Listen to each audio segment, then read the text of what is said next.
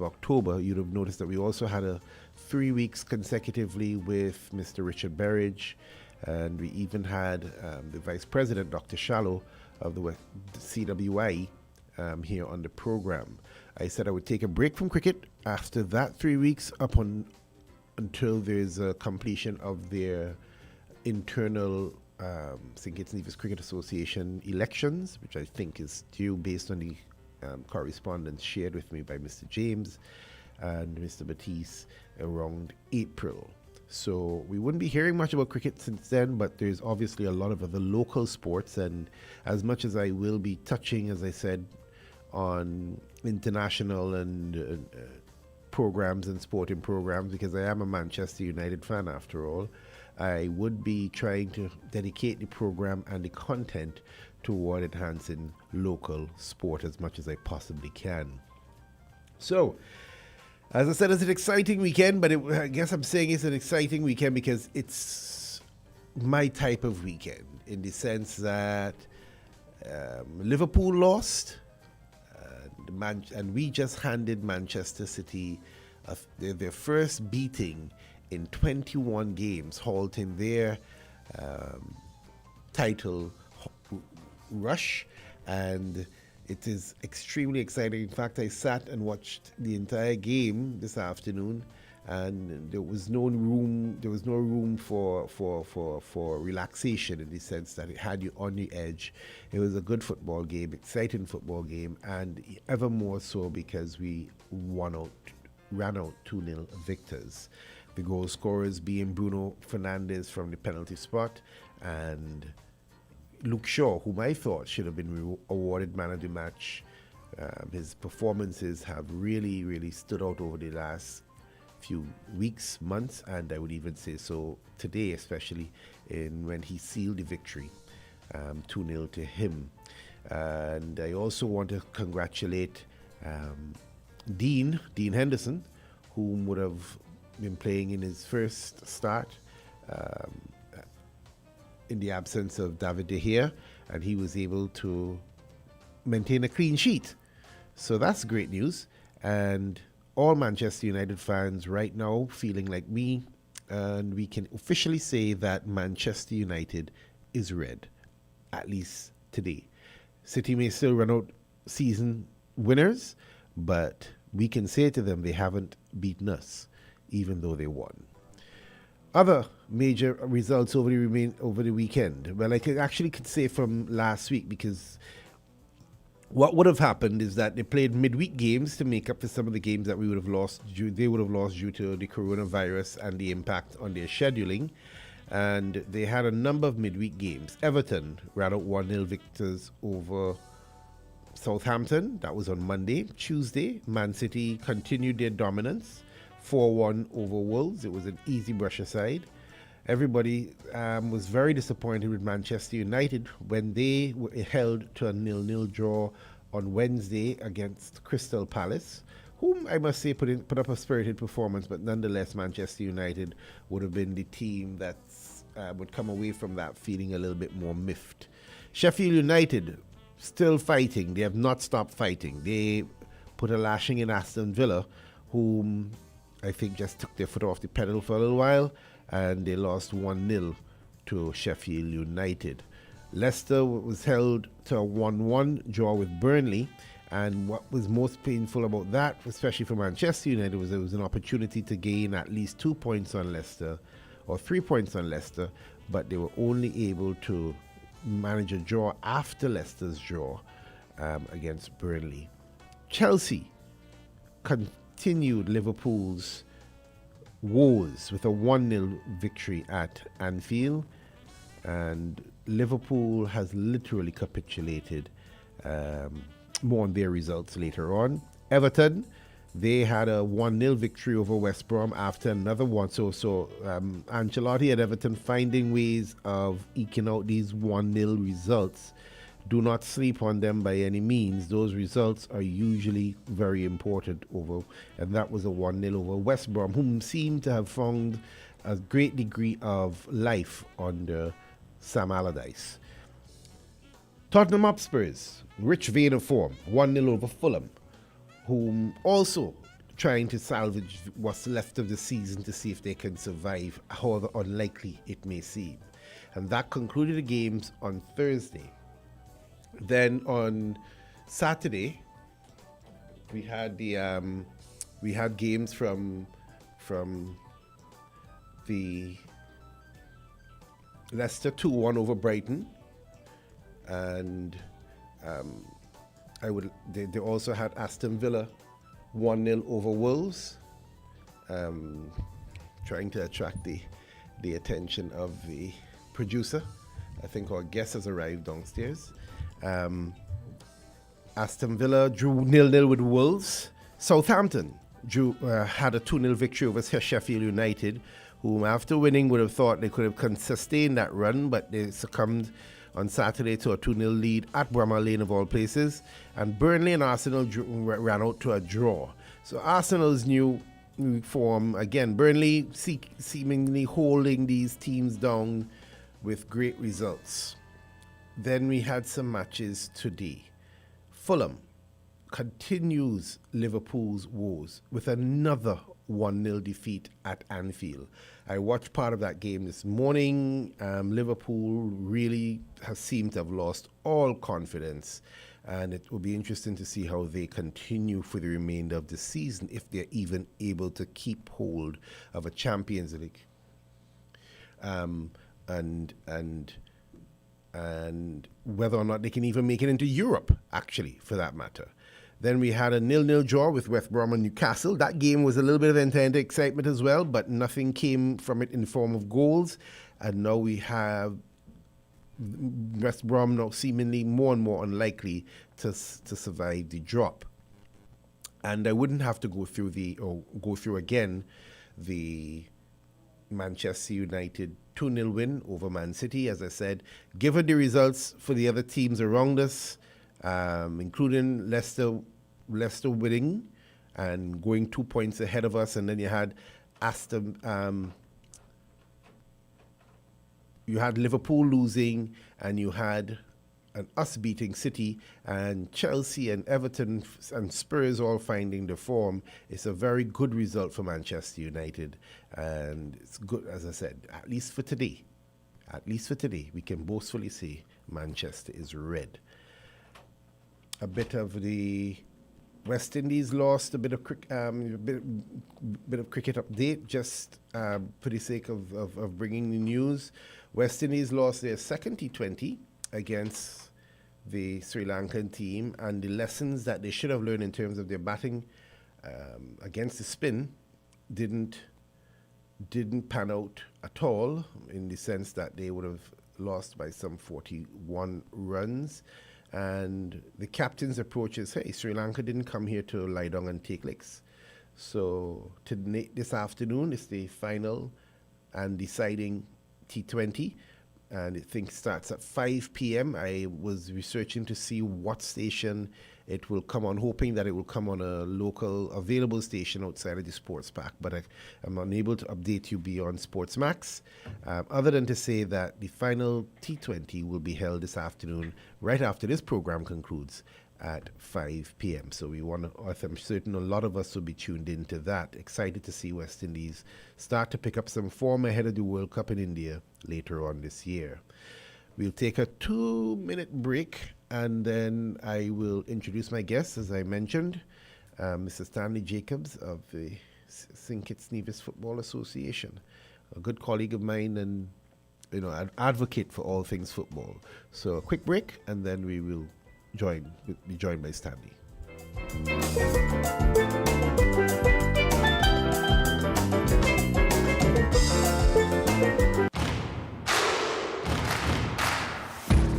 For real and unbiased sports news and reviews, from cricket to football and everything in between, with in-depth interviews from your favorite sports icons. Check out The Bench Meeting, hosted by Kenneth Bob, on Sundays from 4 to 5 p.m. Only on WINN Media SKN.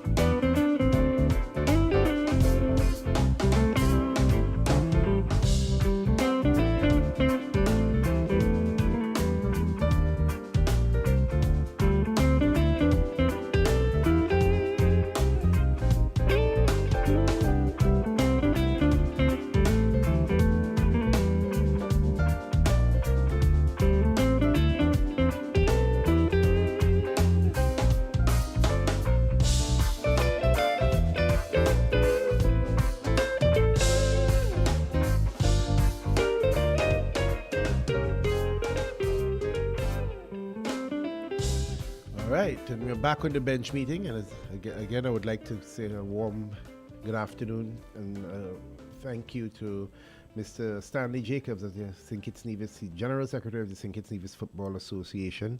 He's always made himself available to us here on the bench meeting at WINN FM. In fact, for the most part, most media outlets, when asked upon, called upon to give us a little update as to what's happening in everything football. So Stanley, welcome again, and glad to have you here with us this afternoon. Good afternoon, Mr. Barber, and good afternoon to listeners of WINN FM radio. And of course, we know everything is now virtual and, Yes. and all those in internet land. I'm indeed happy to be here to bring listeners, St Kitts and Nevis National, some updates as it relates to what's happening in football. And a lot have been happening, so we could be here talking for quite a 3-4 hours. long time. Exactly. Yeah. Well, I know we could start with. Well, we don't have to go back to last season. I think that's done and dusted now. Mm-hmm. But we can start with some of the challenges that you all would have faced trying to get this season restarted, given COVID and the impact of COVID. I mean, in my mind, you had a successful closure to last season. So what were some of the challenges in terms of restarting football and getting it rolling again? Right.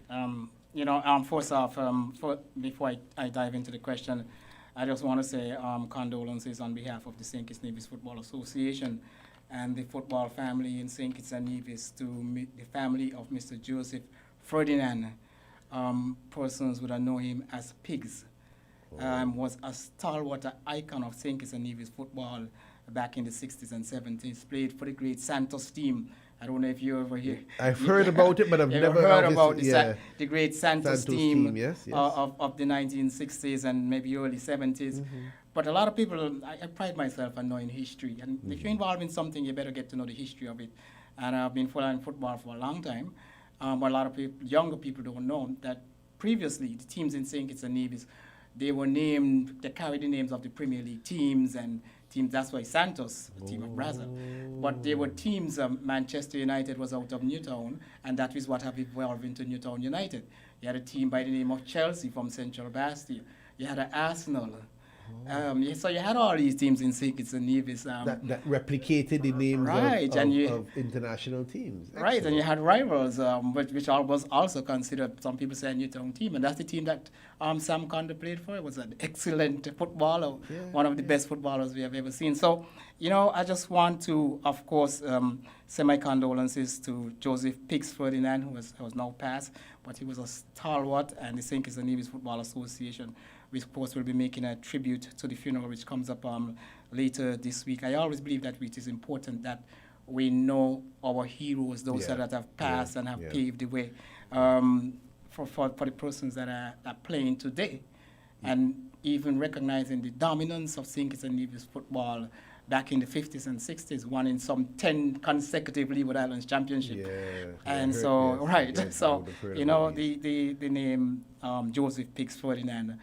Most persons, I would have been too young to see him play, but I know the name. As a suggestion, we should get a wall of fame somewhere possible, and even if it's just a little 1 inch to 4 inch, 1 by 4 inch plaque to just say, hey, Joseph Ferdinand in 1935. Whatever, exactly. That is so important. It is so important. So when you could bring the young children around from the schools or otherwise and say, hey, your grandfather would have played, or this would have been your great uncle. Yes.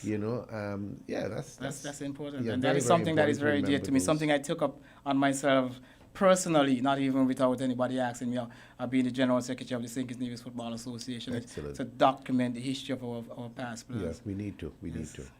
Yes, so getting into the meat of the question in relation to the challenges getting off in relation to getting to kick off the 2021 football season.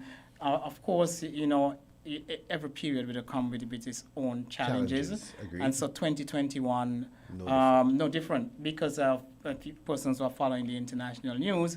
In 2021, although we saw the emergence of a vaccine, we also saw the emergence of what they call varied strain of the the coronavirus. Coronavirus, yes. And so coming from countries like the UK and Brazil and stuff. So that was an area of extreme concern for the COVID-19 task force. And of course, we dialogued with them for a long time. Because I remember there was a lot of discussion. There's a lot of discussions going on. And so we come to the point where the task force and the government approved that inter-teams and inter-club competition can move ahead exclusive of spectators. So that is where we are. We were able to start the league. So the league is ongoing, yes, just like any other league in the world that is playing currently without spectators. So St Kitts and Nevis is no different. What we have done is is to live stream, produce and live stream the games so that there's still an option for persons to watch the game from home. Right. So that would have been my follow-up question, because I guess a lot of your listeners know one of the main questions, because I do some commentating on the live stream, as you're aware, one of the main questions I'm asked is, where can we see the game, and can you send me the website, et cetera, et cetera, et cetera. Has there been a system put in place now where persons can just access the necessary games as they are aired on the field? Yes. So all the matches will be live streamed by the SKNFA website, and that is www.sknfa.com. And every day we remind folks via our Facebook page. So if you have not yet liked the SKNFA Facebook page, that is where you're going to get all of the information. Okay. We send out a lot of information over Facebook, and we post the link there. So persons that are, if you don't want to go to the SKNFA website, you can go straight to the Facebook page, and the link will be there. You click on the link, and that link will redirect you to the SKNFA, www.sknfa.com. Once you get to www.sknfa.com, you click on Live TV, and the match will upload, and the match will download. And currently, we're not charging a pay-per-view for it. Okay. So for now, I mean, although it's coming at a tremendous cost to the SKNFA, with the SKNFA is underwriting that cost, and a lot of times people don't understand cost issues. But there are many. There are many cost issues, and you just can't discard it. It comes at a significant cost to the SKNFA because people don't understand that there is a production of the game, yes, and there is a distribution of the game, and each component comes with its own cost. Now, question for you. Because of the demand, and I'm thinking we are more fortunate than some other countries who have not been able to restart their football seasons and stuff like that. Because of the demand, is it possible that we will have to start applying more, how should I put it, more resources toward the production, as you're referring to, and further distribution? Obviously, we're going to have to incur the cost. They would have to incur a price for and you will never really make back. It's not going to be profitable. I mean, the reality is that everything comes down to economies of scale. Right. And St Kitts and Nevis is a very small country, and persons sometimes we forget that. And we tend to think that we live in a country with 30 million persons.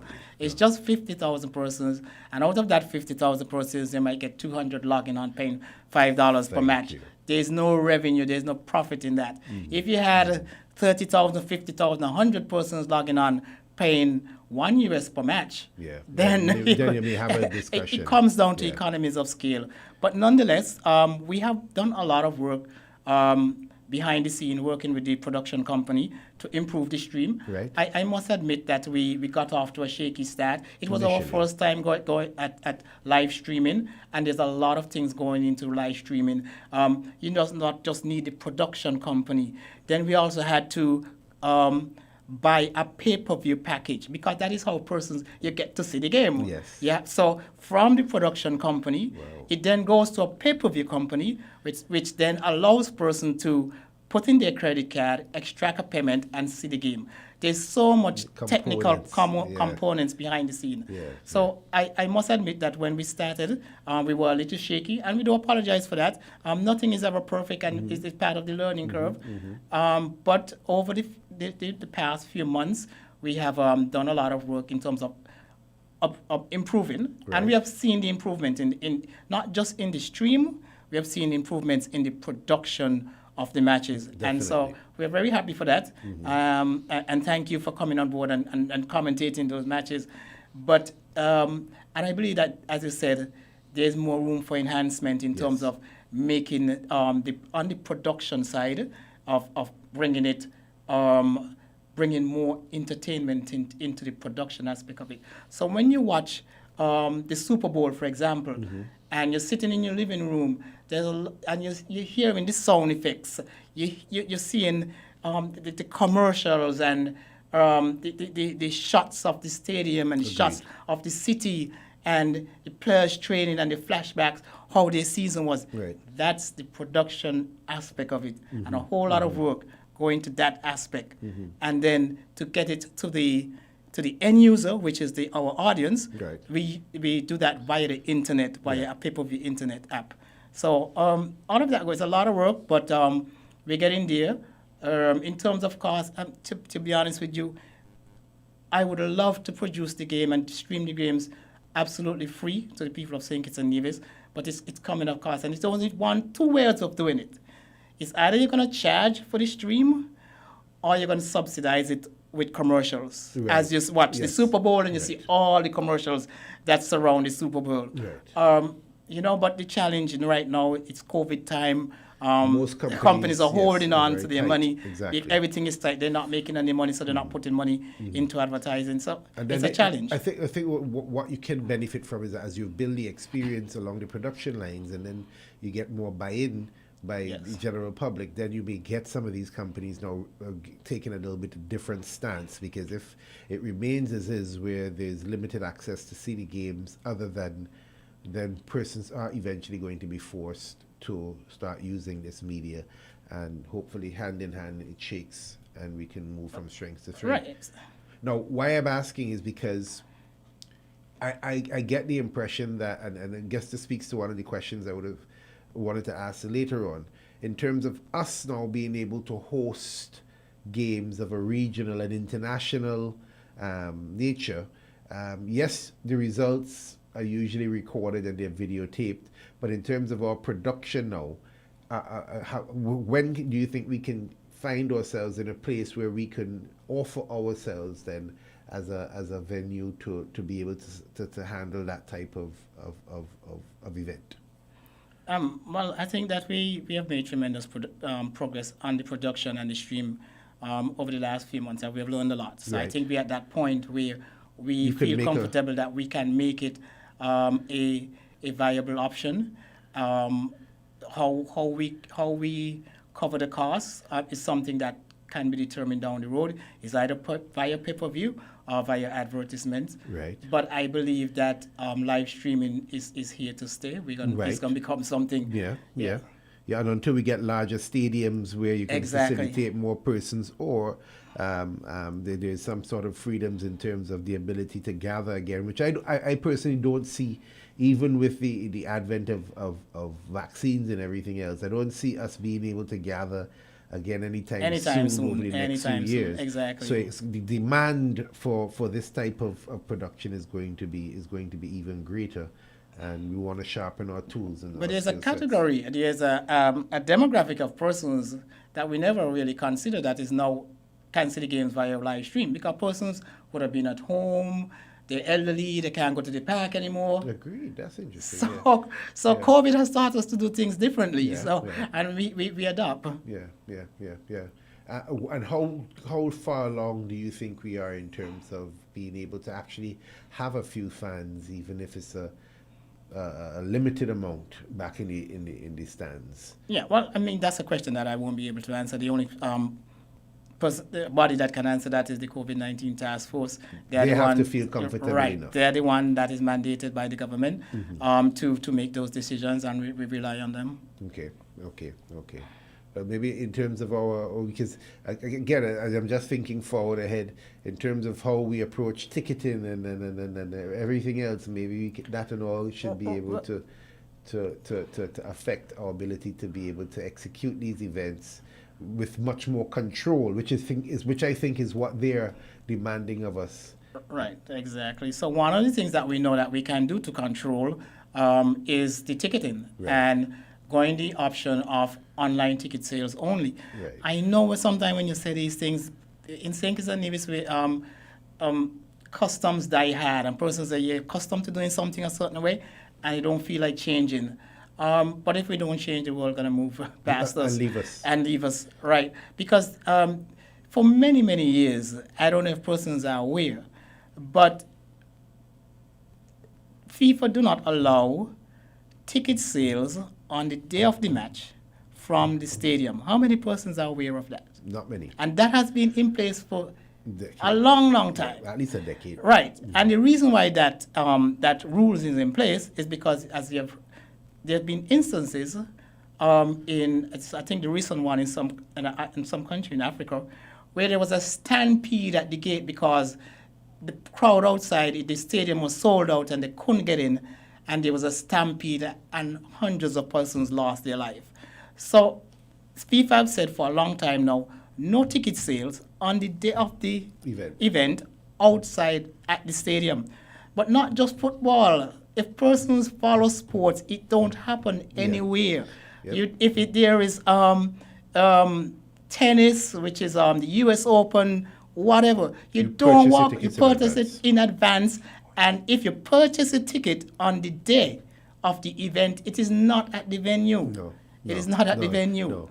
Because I think and that's because I remembered going to United a match 2019. I was going to say last year in 2019, and we couldn't even get it 2 weeks in advance. We had to go through channels and try and source persons who had season tickets and try to arrange a payment for through some methodology, or purchase one of their packages, their sold packages. And that's how we were able to witness these things. We can't go there on the day and get a ticket. Not on the day of it, because it's just too much. You'll ask for chaos because persons can. You have like I don't if persons ever see one of these games, you could literally have 50,000 persons outside trying to get in the gate. Yes, and so you don't want that's a recipe for disaster. So what we can do, and one of the things that we're looking at is online ticket sales. Right. And that allows persons to go online, purchase a ticket, and then you show up at the game, and you don't have to go there. So, I mean, it would mean that if not reducing or totally eliminating on-site ticket sales. On-site ticket sales. It also helps you manage the accountability in that as well too, because one of the challenges we tend to have in these countries is that you have this person that you want to give a ticket to, and that person you want to give a ticket to. Yeah, and the technology now, the apps allow you to do that. Yes, so you'll be allowed to do that, but much more controlled, and reasonably explain to persons who put that unnecessary pressure on you. Listen, this thing isn't done the way it used to be done before. So is it that you're looking toward just strictly barcode managed system, and therefore eliminate the okay. So in terms of our production aspect of it, we are definitely moving forward. I want to focus a little bit now on the footballing aspect of it, the different stages of our footballing. Give me I know there have been some movements in terms of our World Cup qualifiers. Maybe you can start describing some of the preparation St Kitts and Nevis have been putting in for our upcoming World Cup qualifiers, and maybe an idea as to the dates or the proposed dates at this point. Right, as most persons are aware that CONCACAF is moving forward with its World Cup qualifiers. There are other confederations which I just saw the news where they have been rescheduling. Yes. But as of now, the matches in CONCACAF will go on. Brilliant. And the first window is March 20th to the 30th. And so during that window, St. Kitts and Nevis will play 2 matches. We play versus Puerto Rico on the 24th, and then we play versus the Bahamas on the 27th. But what has changed is that now St. Kitts and Nevis was scheduled to play Puerto Rico in St. Kitts and Nevis on the 24th. That match has now been moved to play in the Dominican Republic. So St Kitts and Nevis will play in the Dominican Republic versus Puerto Rico on same match 24th, and then play in the Bahamas versus the Bahamas on March 27th. So those will round out our first round of qualifiers. Don't forgive me. I know PR came here a little while ago and they won. I'm not certain about the strength of the DR and the Bahamas teams. I think the last time we played Puerto Rico, we drew 1-1. We drew 1-1. We drew 1-1. So what are our chances, given not so much looking at the changes that have been implemented, but what were our chances prior to some of the preparations, you guys, with that type of opponent in terms of, in other words, what's your estimation of the type of challenge they would provide for us? Well, Puerto Rico is a very good team. Even when we played them here, we draw with them 1-1. I remember some years ago we beat them in Puerto Rico. Okay. I think the coach, as we just think Kenneth just hired a new coach, is confident that St Kitts and Nevis can get past both Puerto Rico and the Bahamas. Puerto Rico tends to be a lot more organized. They play a lot slower. Right. But our style of fast-paced physical play can upset them, can make them uncomfortable. And at the time, a lot of time when we play against the teams that have a lot of players that play in the MLS they tend to play more slow, and then but we can counter that with our speed. So the coach is quite confident that we'll be able to overcome. As you mentioned that, so they do have members of the Puerto Rican team that play currently in the They play all over, from what I understand, yeah. Okay. So they themselves have been, I guess, getting a squad together. Yeah, and they have been playing. Right. They have been playing. A lot of it comes down to resources. This countries are far bigger and with more resources than St Kitts and Nevis, and they're able to do a lot of things that we can't do. But we don't let that hold us back. We still do what we have to do, and we rely on just our natural ability to play football. If I'm fair, I would think that we always have punched above our weight in terms of resources and market versus some of these countries with vastly superior. And in saying so, the new move now to hire the new coaches you would have mentioned, can you give us the thinking behind it and let us know a little bit about him as well? Coach Leonardo Nevi is Brazilian. Mm-hmm. He comes with a wealth of experience. He's coached in the Caribbean before. I think he was with Guyana, and he coached he coached one of the professional clubs in Jamaica. Right. So he's familiar, and that is always a challenge, that you want a coach that is familiar with Caribbean culture and Caribbean football, because a lot of time you get a coach and they're not familiar with the Caribbean mentality. Exactly. They're not comfortable with the Caribbean, because it's a lot different in the Caribbean, where you have predominantly amateur clubs, with except for Jamaica and Trinidad and Tobago. Well, it used to be Trinidad and Tobago until their pro league folded. Right. I understand they're trying to bring it back on stream, but it's a difference between coaching in the amateur environment. So you want a coach that really fully understands the amateur environment, because you're not dealing with professional players. You're dealing with players that have their regular 8 to 4, 9 to 5 jobs, and they come in to play football after.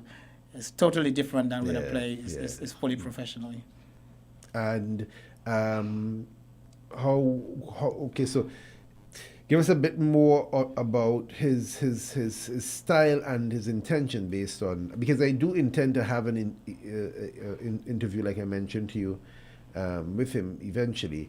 But in terms of the SKNFA and their preparation for the World Cup, and give me the thinking, the discussion, the thinking that went behind the entire appointment, and what we hope to achieve with his during his tenure. Right. So one of the things that of course, the objective is to surround the team with the best technical staff and coaching staff possible. Right. And we know that will then come with bringing a top-level coach that have the qualification, the experience, the expertise that we don't have on island. Now it's twofold: the training and preparation of the national team. But the other part of that is capacity building, is imparting that knowledge on the local coaches. So we always surround the head coach with 1 or 2 local coaches, and that is important in order to continue to the knowledge transfer, so that knowledge transfer to our local coaches as well. Does he have any experience in terms of training and everything, like coaching, like being a trainer of coaches, that type of thing? Because beyond just the two, I was wondering about, even him further having classes. Yeah, so but we recognize, and for almost all of the resumes that we look at, especially for coaches coming out of Central America and South America, they are university graduates, most of them, they have their masters. The last coach we actually had a PhD because they study coaching. Yes. That is what they study. Right. They go to school and they get their masters in coach education. But these countries are footballing countries. They have universities that have this curriculum set up for that. They have a curriculum that can deliver a coaching education program. Okay. And you think that he would be able to maybe offer that type of experience? Because one of the things I think usually you find when you bring in a coach from, you like you said, you bring him in, yes, he would work alongside one or two who may be able to benefit, but you build greater capacity if you tend to spread that knowledge a little bit vaster, right. So that even the coaches on the island now would train players in a way that would suit what he is trying to accomplish on a national team, and there's all a comprehensive vision. Right. So that's one of the reasons why there's this, for the very first time, we now have like a full-time resident coach. So he's not gonna come for a few weeks and then return. Again. Right. So he's gonna be based on island, living on island. So of course, part of it will not just be the preparation of the national team, but also the transfer of knowledge to the other coaches on the island, because that is the way then we will begin to develop a unique style of play. Yes, where every club, everybody in St Kitts and Nevis have the St Kitts style of play. Agreed. So that there's always a contribution to it from the grassroots, the youth league to the clubs, and then when those players come to the national team, they already know the style. Okay. And I'm glad you mentioned grassroots, because the last pivot I'm going to make now is to discuss what's happening with grassroots and female.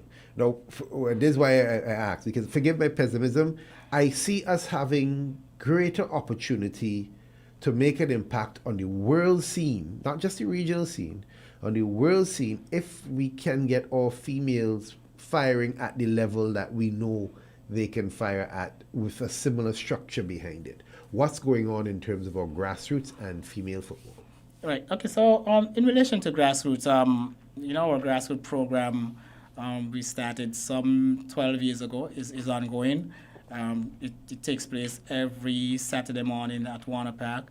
We're looking to expand that. And the junior, I should say grassroots and junior. Grassroots and and we're looking to expand the grassroots program into the rural areas. That grassroots program is quite successful. A lot of our players that are playing today have come through that grassroots program. And one of the things that we are interested in doing is how can we expand it to the rural areas, so that the kids in the rural areas don't have to come to Basti every Saturday, because then that's the bus fee and the traveling. Agreed. We can have the grassroots. But then it takes commitment. It takes persons that are going to come out and going to be there to run the grassroots program. You need the grassroots educators. You need the coaches that are going to come around. And we're quite fortunate that now what we're seeing, a lot of our national players are now getting involved in the grassroots program. I noticed. Yes. We have Petres, and we have Kimari, Rogers, Jamal.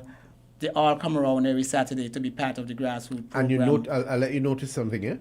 The teams that they're associated with, they're the teams that are now seemingly producing talent on a consistent basis. And there's no secret that I'm certain their involvement and their ability to impact the grassroots program as well as their teams has contributed in no small part to that. Yes, and that is important. And it's important for the young players that they are able to put a name to the face. So they're just not here, Kimari Rogers. He's part of their grassroots coach. Yes. They just don't hear the name Johannes Mitchum because he's there on Saturday mornings with them. So, that is important, and quite happy that these players have decided to give their time every Saturday morning to come out at Warner Park and to be part of the grassroots program. Now, in terms of your expansion for this program, then I don't know how long these gentlemen have been operating at the Warner Park facility, but can you now empower maybe one or two of them to start operating in their home communities with a grassroots program under the auspices of the SKNFA? That is the plan. That's the plan. Yes, okay, brilliant. And I'm certain you're going to find a lot more willing individuals wanting to come out and trying to get involved. Female football, what's happening there? Right, so you're right. The female football program has tremendous potential. Our biggest challenge in St Kitts and Nevis is just that we just don't have enough girls participating in football because that is where it starts. So if you have to compete on the men's side, from the time a little boy is 5, 6 years old, they're already on the football field. Right. And they participated in the primary school league, and they go to high school, they play the high school league. On the women's side, that is not happening. And so there is not, you get the groundswell of participants at the grassroots level. It tapers off it's what you call the triangular approach. So if you need, in order to get maybe 100 talented female players, you may need at the grassroots level at least 5,000 coming up through grassroots, through the youth league to get to that level. Right. But if you don't have that number at the grassroots level, then you're coming up like this. You're coming up like this, and there's not enough. So that has been a challenge. So what happened is that a lot of the young girls that play football, they're starting out very late. Some of them by 12 and 13. That is not ideal because you want to be playing from the time they're 5, 4 years kicking old, kicking the ball, having fun. Yes. Exactly. Yes. So that is a challenge. But and so that leads now to not enough teams within the women's program. We have always fluctuated from sometime a high of 7 or 8. Last year we just had 4 teams. So you're not getting the numbers, but it is and I think it's going to be, and it's not unique to St Kitts and Nevis. It's a challenge throughout the region. But it's something I think that we have to keep on working on because they have tremendous potential. Where we see a lot of growth is in relation to the women, the young girls that are playing football in high school or in university in the United States. They are citizens of St. Kitts and Nevis. Their parents would have migrated there. And, the United States have a very strong women's program. Very strong. And so they learn the skill and they want to come back home and represent St. Kitts and Nevis. And that is very good. That has been the strength of the team. In terms of the number of teams you have in the league, then, because as you said, bodies, once you don't have enough persons who are interested, then you're going to suffer with being able to schedule proper matches because you're not going to get full teams coming out, stuff like that. Have you looked at a consolidated approach, a consolidated and more properly managed approach where it's not left up to solely up to team management alone? There's always some sort of to support by the SKNFA in terms of technical to sort of keep these teams together and keep them functioning in a professional manner. Yes, you may play each other a bit more often during the season, but at least you're playing, and you're playing what I would assume to be at a higher level as you play some more. Right. So part of it is that the football have evolved over the years. Traditionally, clubs in St. Kitts and Nevis just play the focus on the male team. The male team, or you would say the A team. Right. And so we have not come from a background where a club had a male team, 3 youth teams, and a women team. Right. So now that is because now FIFA is now mandating that in order to play in the leagues, the clubs must have a license. Right. And in order to have a license, they must have all these clubs. Because what FIFA is saying is that once we're going to give you the money is to go into development. Right. And this is the way we want to see you develop. Develop. You must have these things in place. So it has put the clubs under a lot of pressure because they're not accustomed to they have not been structured that way. Because Right. then you need more persons involved at the club level, because you need your men's team coach, you need your women's team coach, you need the youth teams coach, you need managers, you need trainers, Somebody you need to direct that somebody program, to you direct need the that technical program. program. Exactly. So football has evolved Right. to become much larger than what we knew it was when we were growing up. Agreed. And so that has been difficult on the clubs, because a lot of the clubs, most of the clubs, if not all the clubs, are operating on persons who are volunteering their time from their community. It's a lot of work for a small country like St Kitts and Nevis, but I think we have to. We have to, because the funding from FIFA mandates that you do this. You Right. must have a women's program.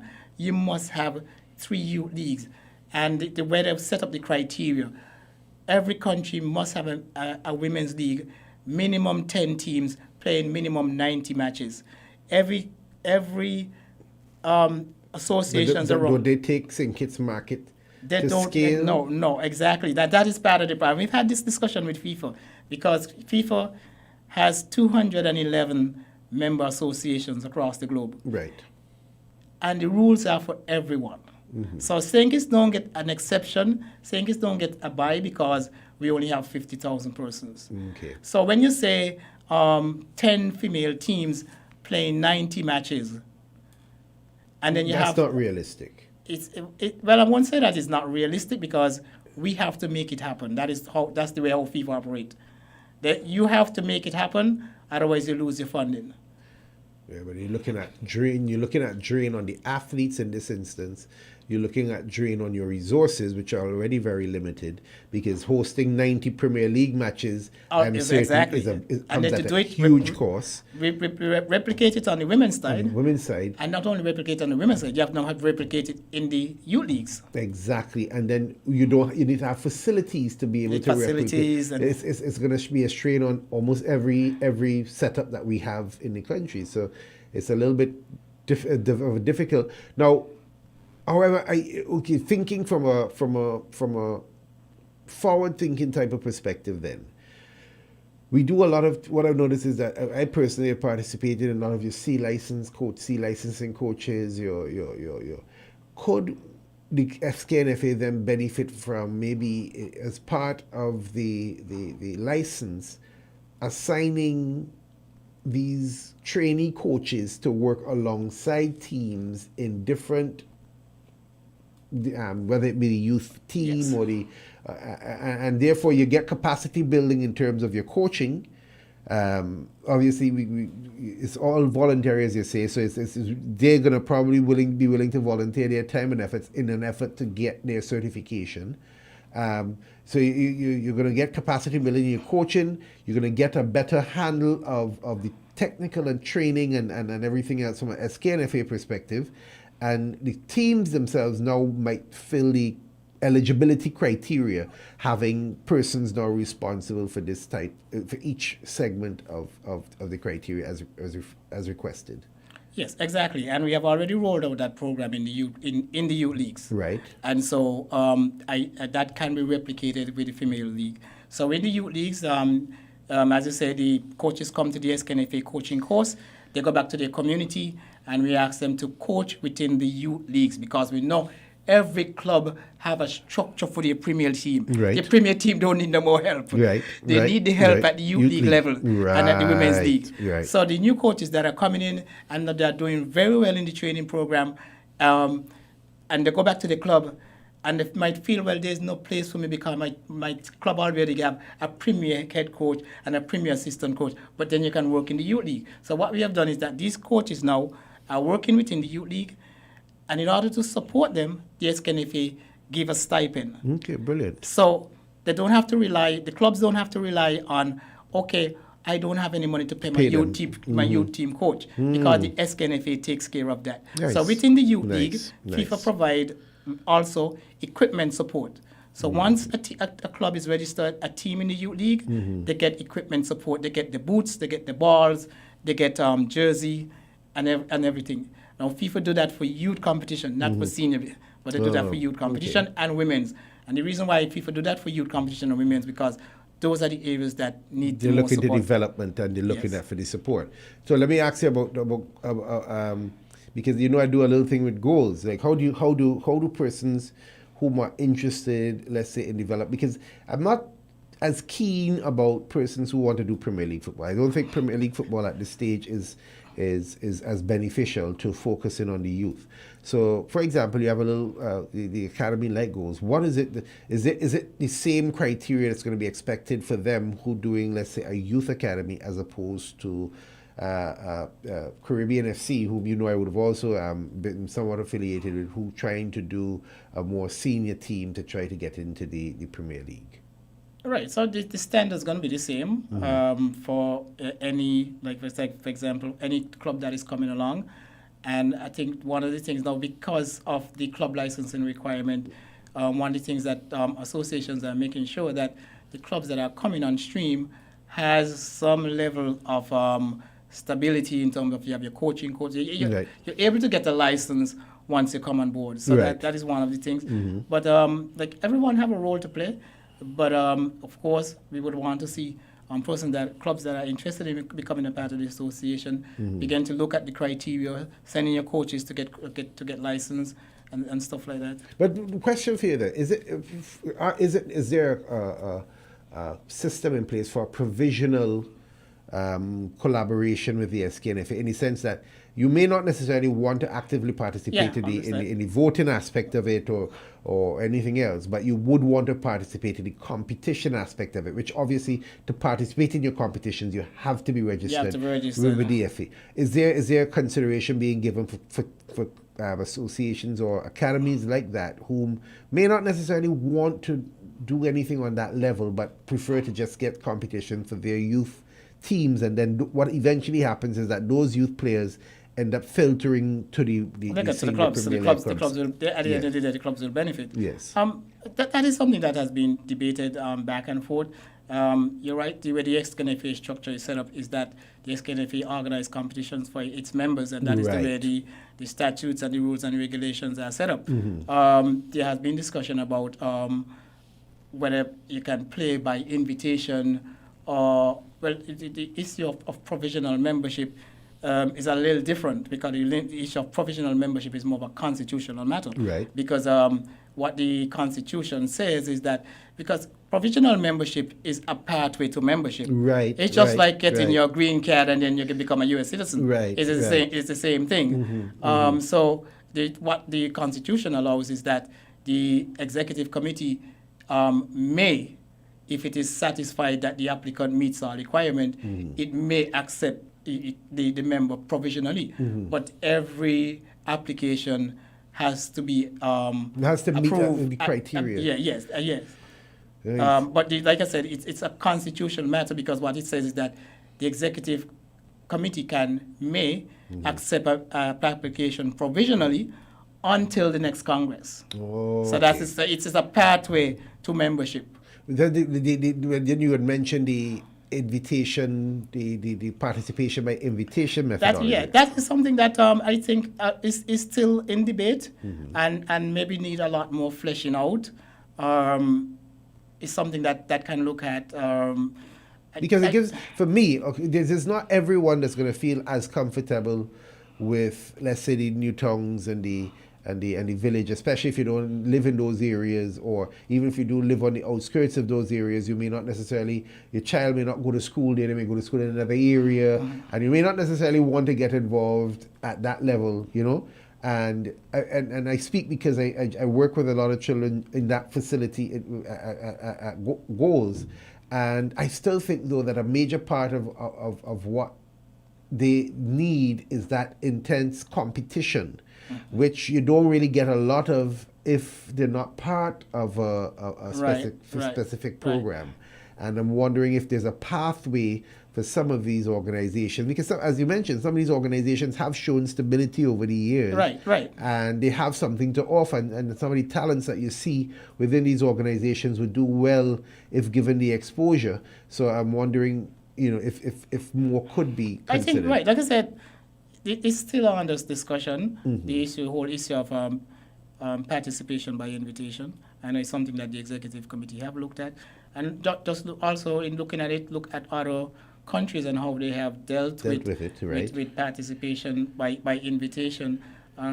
One example that comes to mind would be Antigua and Barbuda. Right. So in Antigua and Barbuda, because every club is mandated, the association, just like the SKNFA, because part of the licensing program, mandated that every club should have a women's team. Right. But with no clubs focusing on the premier team, so nobody's studying the women's team. So what happened is that a lot of the women's pulled themselves away from the club and just called themselves women's team, but they were not. A part of a club. They were not part of the club. They sort of segregated from the club. But so that what that would have meant is that Antigua and Barbuda would not have been able to meet the requirement of having 10 female teams in the league. Right. So they allowed some of them to play by invitation. They were not members, but they could just play by invitation. So that is an example that is still on a discussion, like I said, because the executive would want to look carefully at the statutes. We do have a lot of you have to look at also some members are very touchy. They'll say, well, I'm a member, why this person's getting as much benefit as I am getting. So, like I said, it's still open for debate.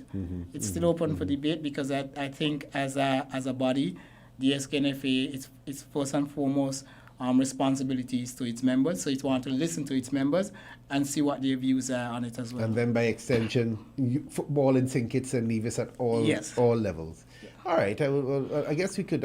Is there any other pieces and bits of information that you would like to leave us with on conclusion? This time is kind of flown on us as much as it is. I keep telling you that, right? Yeah. So I will just leave on just briefly run down our preparation for the 24th of March. Right. And it's international football, international competition. It's a strict protocol that we have to follow in order to get there safely, play our matches safely, and the players return to their home country safely. Right. So we have already put in place our COVID-19 risk mitigation strategy, and that is the document that we have to produce that will outline to FIFA how we're going to participate in this competition. Okay. And it will outline our testing schedule when the team departs, our testing schedule, because according to the FIFA return to play protocol, you have to be tested, so the delegation have to be tested before they depart. Right. They are tested before the match. Right.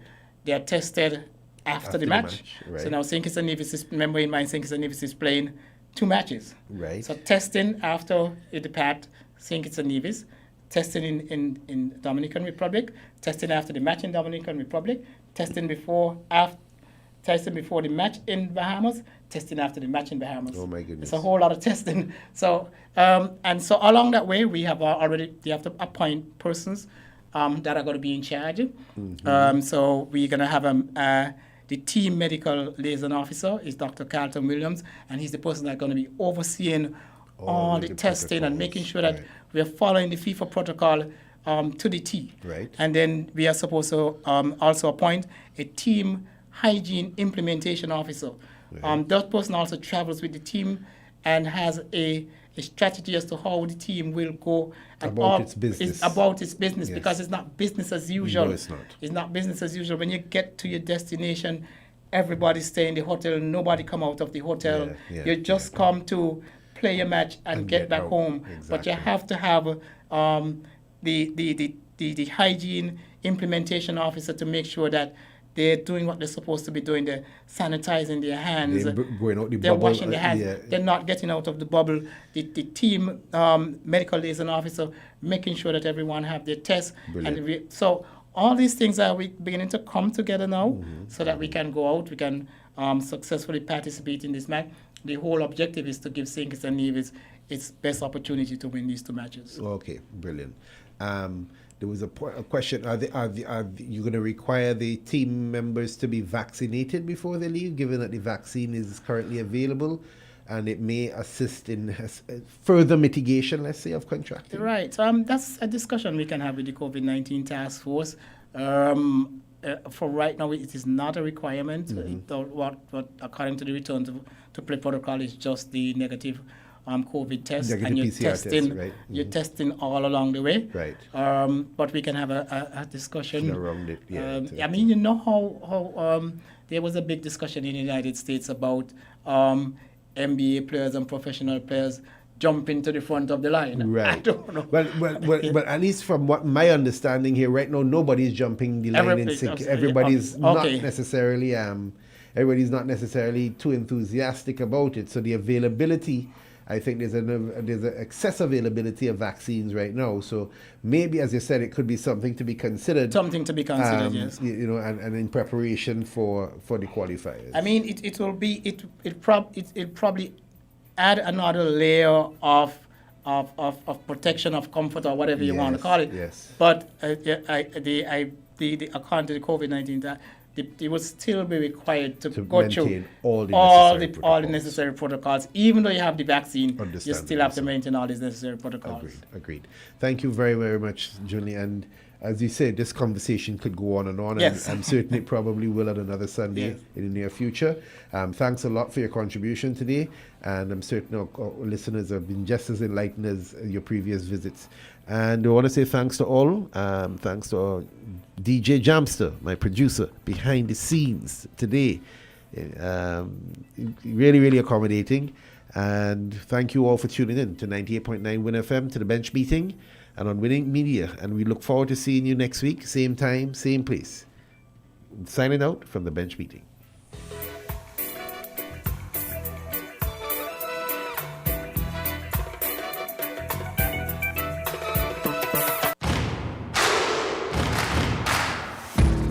For real and unbiased sports news and reviews, from cricket to football and everything in between, with in-depth interviews from your favorite sports icons, check out The Bench Meeting, hosted by Kenneth Bob, on Sundays from 4 to 5 p.m., only on WINN Media SKN.